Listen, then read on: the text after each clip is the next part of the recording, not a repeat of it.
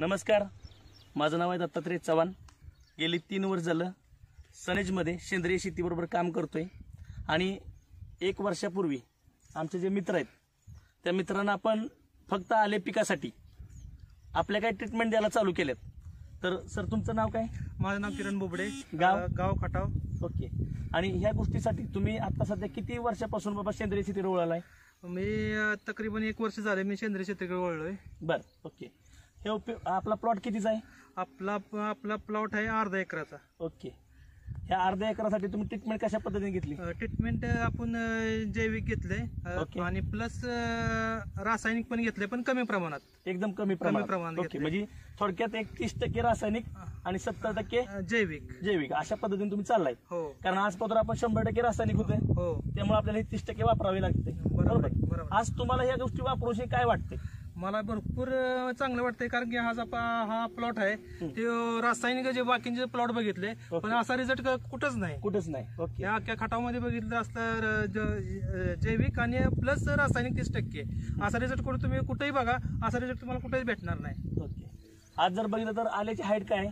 आल्याची हाईट तकरीबन 4.5 ते 5 फूट हाईट आहे। ओके।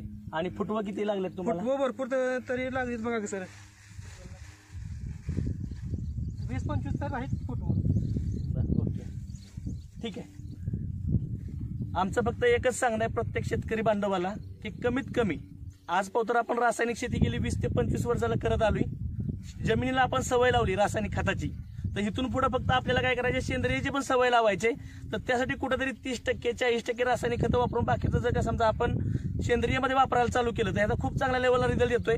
पुढच्या वर्षी आपण रासायनिक कमी करून सेंद्रिय अजून वाढवू शकतो आणि 2 ते 3 वर्षामध्ये आपण 100% सेंद्रियमध्ये चालू शकतो, जेणेकरून आपण आपली जमीन पण वाचवू शकतो आणि शेतकरी बांधव पण आपला वाचवू शकतो।